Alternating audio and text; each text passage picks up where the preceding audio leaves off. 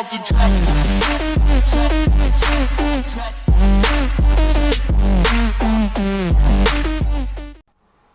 Alright, good morning everybody. It's your boy Akin and welcome to this vlog.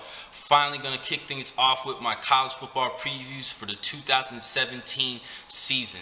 Now, I promise you guys I will do at least every team from the Power 5 conferences. For this vlog, I'm going to start off with the Big Ten champion, the Penn State Nittany Lions. They had a big season in 2016, very surprising, in which they capped off the year with a close defeat in the Rose Bowl, 52-49 to the USC Trojans. Actually ending their season with an 11-3 record. They're looking to win a consecutive Big Ten championship.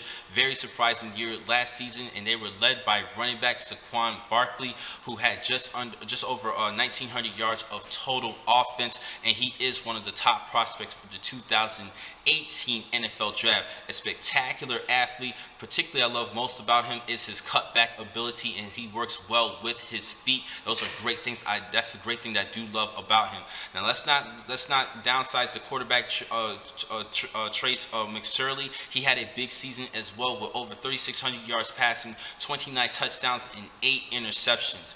But this is going to be a tough break for the receiving core. They have to play without their top receiver in Chris Godwin, who had just under 1,000 yards last season. But they still have the return of the remaining top targets of last season in Deshaun Hamilton. And they also have a great tight end in Mike Gesicki, who had just under 900 yards receiving. He should be on the watch list for the Mackey Award winner for 2017. Now, a couple of receivers who I'm looking forward to stepping up this season is Saeed Blacknell, who had a great game in the Big Ten Championship. He did not play in the Rose Bowl due to its suspension. And another young player that I am looking at is Jawan Johnson. I think he could step it up as well, or possibly DeAndre Tompkins, but mainly Blacknell and Johnson are the two guys I am looking at for this upcoming season to help complement Deshaun Hamilton. Now, if you look at the offensive line, they do have some key players returning that I do like. They have both tackles returning, as well as they have Ryan Bates and Stephen Gonzalez in the inside guards, and Connor McGurven for the center. But one player I am having my hopes on is incoming redshirt freshman in Michael Manette. He was actually one of the top recruits coming out of high school. Decided to choose Penn State over teams including the Alabama Crimson Tide, which is one of the top schools in the nation. And then it decided to play for the Nittany Lions. He is going to be upcoming as a redshirt freshman. I think he could possibly start for week 1 of the season as well. Now let's head over on the defensive unit, and they actually had a couple of great new upcoming defensive coordinators this past season, and Brett Pry as well as Tim Banks. They did a great job orchestrating and helping the team registered 40 sacks last season, but they are going to have to play without their top defensive ends in Evan Swan as well as Garrett Sickles. So Torrance Brown and Sharif Miller is going to have to step it up. They actually are projected to work on both ends for this season, but they do have the return of interior linemen and Curtis Cawthorn as well as Parker Cawthorn. I think there's a couple of good defensive tackles to possibly become all Big Ten honors at the end of the season. Headed over to the linebacking core, they're going to be led by Jason Kambenda.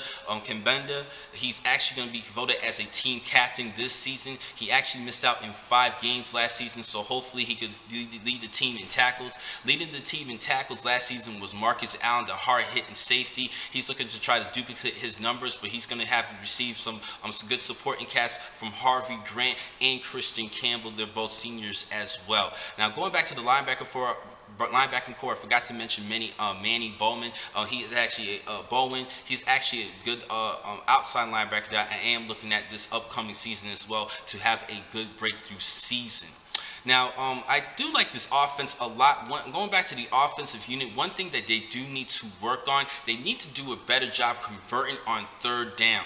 Now, Saquon Barkley was actually one of the top home run threats in the nation last season, in which he had 27 rushes of at least 15 yards on those rushes. That shows great home running ability where he could deliver the big play.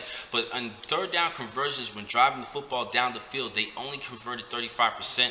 which is not bad, but I think they should try to aim for 50% just to be more competitive in these games. They had a lot of close games last season in which they actually had to give some second half heroics from different players in order to cap off victories, close victories, including a big win 24-21 against the Ohio State Buckeyes, who's looking to avenge this last season's loss. Now defensively, I hope they still do a good job as far as the interior linemen as well as the defensive line and getting to the quarterback and being disruptive. 40 sacks is a lot for the 36th ranked defense last season, and I hope that Pride and Banks still work well in both of their second seasons as the co-defensive coordinators. Now going back to the offense, their coordinator is Joe Moorhead, who's actually for his first year last season as well.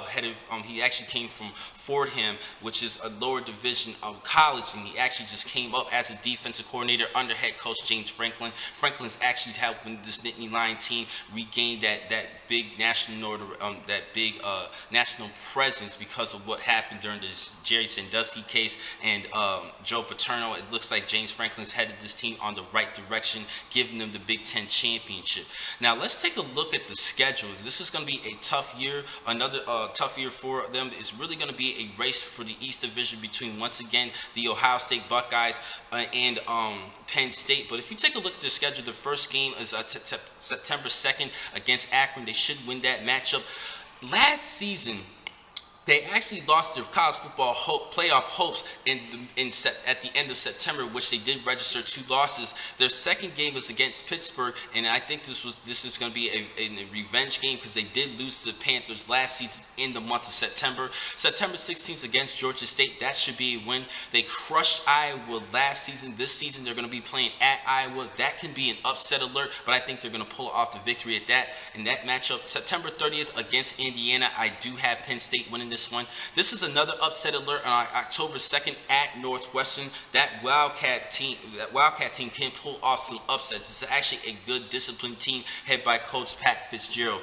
On October 21st, they're going to be playing against Michigan. They got crushed by Michigan last season, but this year this Michigan Wolverine team is very young, and I think that the Nittany Lions will take advantage and avenge last season's loss to them. This is going to be the key for the East Division this upcoming season. October 28th, the day before my birthday, at Ohio State, at Columbus, hostile environment, and the Buckeyes are eyeing on this game to avenge last season's loss. November 4th at Michigan State. This is a team who's looking to rebuild, so they should pull off the victory. November the 11th, hosting Rutgers, they should win, as well as November 18th against Nebraska, they should win. And then their final game of the regular season is on November 25th at Maryland. They should get that victory. So going back to the Ohio State game, that is going to be the key. I think the winner of that game will at least pull off the tiebreaker to represent the East Division.